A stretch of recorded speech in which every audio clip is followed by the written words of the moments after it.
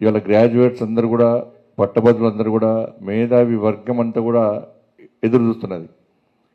27 ఎప్పుడు వస్తుందరా, భారతీయ జనతా పార్టీ అభ్యర్థులను ఎప్పుడు గెలిపించాలి, ఈ మూర్ఖత్వపు కాంగ్రెస్ పార్టీకి ఏ విధంగా గుణపాఠం చెప్పాలని చెప్పి వాళ్ళ ఓటు అనే ఆయుధాన్ని మొత్తం సిద్ధం చేసుకొని పట్టభద్రులు అందరూ ఉన్నారు. ఎందుకంటే ఏ సర్వే చూసినా కూడా ఇక్కడ 2 ఎమ్మెల్సీలు, అక్కడ ఎమ్మెల్సీ కూడా, టీచర్స్ ఎమ్మెల్సీ కూడా, నల్గొండ, ఖమ్మం, వరంగల్ ఎమ్మెల్సీ కూడా ఇలా భారతీయ జనతా పార్టీ 3 ఎమ్మెల్సీ కూడా భారతీయ జనతా పార్టీ 80% గెలవబోతున్నాయి.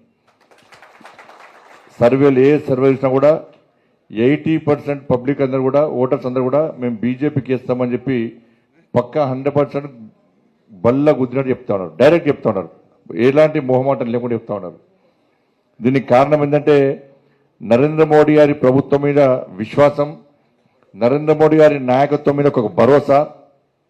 ఈ తెలంగాణ రాష్ట్రంలో భారతీయ జనతా పార్టీ పోరాడిన తీరు, ప్రశ్నించిన తీరు, యుద్ధం చేసినటువంటి తీరు, దాంతోపాటు అధికారంలో ఉన్న కాంగ్రెస్ పార్టీ ఏ విధంగా ప్రజా వ్యతిరేక విధానాలు పాల్పడుతూ ఈ తెలంగాణ రాష్ట్ర సమాజాన్ని ఏ విధంగా రాసి రంపాన పెడుతుందో దాన్ని చూసిన తర్వాత దీనికి పరిష్కారం ఒకటే, కాంగ్రెస్ పార్టీ గుణపాఠం చెప్పాలంటే ఇలా భారతీయ జనతా పార్టీని ఎట్టి బస్సులో ఈ ఎమ్మెల్సీ ఎన్నికలు గెలిపిస్తే తప్ప కాంగ్రెస్ పార్టీకి బుద్ధి రాదు, సిగ్గు రాదని చెప్పి ప్రజలు ఆలోచిస్తున్నారు. కాబట్టి ఈ 3 ఎమ్మెల్సీ ఎన్నికల్లో భారతీయ జనతా పార్టీ అభ్యర్థులు గెలవబోతున్నారు.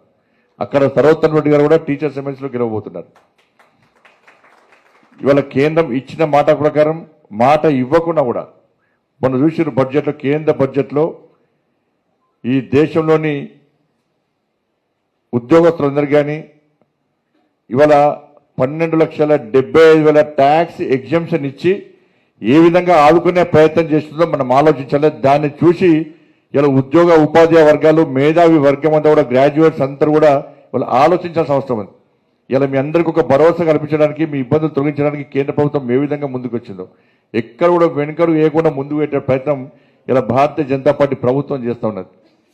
ఇలా అన్ని రకాలు ఇలా ఈ తెలంగాణ రాష్ట్ర అభివృద్ధికి ఈ 10 సంవత్సరాల కాల వ్యవధిలో 10 లక్షల కోట్ల రూపాయల నిధులను, అభివృద్ధి నిధులు ఇచ్చిన ఘనత నరేంద్ర మోడీ గారి ప్రభుత్వం అన్న విషయాన్ని గుర్తుంచుకోండి. గ్రామాల అభివృద్ధి కానీ, మున్సిపాలిటీ అభివృద్ధి కానీ, ఇలా మీరు చూడండి, రాష్ట్ర ప్రభుత్వానికి గతంలో సవాల్ చేసి నేను మళ్ళా సవాల్ చేస్తున్నా.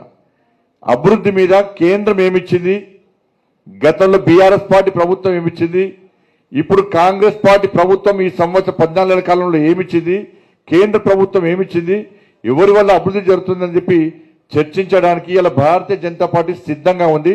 ఇలా కాంగ్రెస్ పార్టీ వాళ్ళు సిద్ధమా, ఈ సవాల్కు స్వీకరిస్తారా, స్వీకరించారా, ఇదే రెఫరెండంగా మీరు సవాల్ను స్వీకరించి ఎన్నికల్లో పోటీ చేస్తారని చెప్పి మేము సవాల్ ఇస్తే అన్ని మూసుకొని పారిపోయిన కాంగ్రెస్ పార్టీ వాళ్ళు. పాపం కాంగ్రెస్ పార్టీ అభ్యర్థికి నా గరకా నాకు ఘాటుకైందన్న పరిస్థితి. తప్పిపోయి పోటీ చేసిన కాంగ్రెస్ పార్టీ కండుగొప్పుకోవడానికి భయపడుతున్నాయని, బాధపడుతున్నాయని. ఎందుకంటే పాపం అనుకున్నాడు, స్కూల్ నడిపినట్టే ఎలక్షన్లో పోటీ చేసి అనుకున్నాడు. ఆయనకి ఇప్పుడు ఏజెంట్లు లేరు, ప్రచారం చేద్దాం నాయకులు లేరు.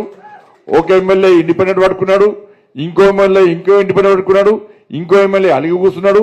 ఏడ కాంగ్రెస్ పార్టీ కార్యకర్తలు ఎక్కడ కూడా కాంగ్రెస్ పార్టీ అభ్యర్థిని గెలిపించాలని చెప్పి ఆలోచన లేదు. ఇలా లాస్ట్కు వాళ్ళ స్టాఫ్ను పట్టుకొని తిరుగుతుంది పాపం ఆయన. వాళ్ళ స్టాఫ్ ఏమంటున్నారు, ఇంతకుముందు ఒక కాలేజ్ అయినా పోటీ చేసిండు, పోటీ చేసి ఎమ్మెల్యే అయ్యాడు. ఎమ్మెల్యే వెనక కాలేజీల సిబ్బంది మొత్తం ఉద్యోగాలను ఊడబెక్కిండు, కాలేజ్ అవుట్ అయిపోయింది. ఇప్పుడు ఈ కాలేజీ యజమాని పోటీ చేస్తున్నట్టు ఈయన సిబ్బంది కూడా భయపడుతుంటారు, మావోని గెలిపిస్తే మరి మా ఉద్యోగాలు ఉంటాయో పిక్తాయో, కాలేజీ ఉంటుందో పిక్తుందో, మళ్ళీ ఈ కాలేజ్ ఎవరికైనా లీజుకి ఇస్తే మా ఉద్యోగాలు పోతే, ఇంతకుముందు కాలేజీలు ఉద్యోగాలు పోయినాయి, మా ఉద్యోగాలు పోతే కావచ్చు, మా వాడు గెలుకుంటేనే వాళ్ళు అంటున్నారు. ఇక కాంగ్రెస్ పార్టీలో గెలవద్దని కోరుకుంటారు. ఈ కాంగ్రెస్ పార్టీ అభ్యర్థి ఎట్లా గెలుస్తాడు ఆయన? ఆయన కాంగ్రెస్ పార్టీ నాయకులు పరిచయం లేదు, కాంగ్రెస్ పార్టీ కార్యకర్తలు పరిచయం లేదు, కాంగ్రెస్ పార్టీ విధి విధానాలు పరిచయం లేదు. మరి కాంగ్రెస్ పార్టీ ఏం చేసిందో చెప్దామంటే నాకు తెలియదు. ఇటువంటి పరిస్థితుల్లో ఇలా మేధావి వర్గం అంతా కూడా ఆలోచించి ఇలా వేయాల్సింది మనకేస్తారన్న. కుట్లాడింది మనమేనా వీడ, కుట్లాడింది మనం వీడ. ఇలా ఏ వర్గం కోసం కూడా కుట్లాడకపోయినా కూర్చోలే.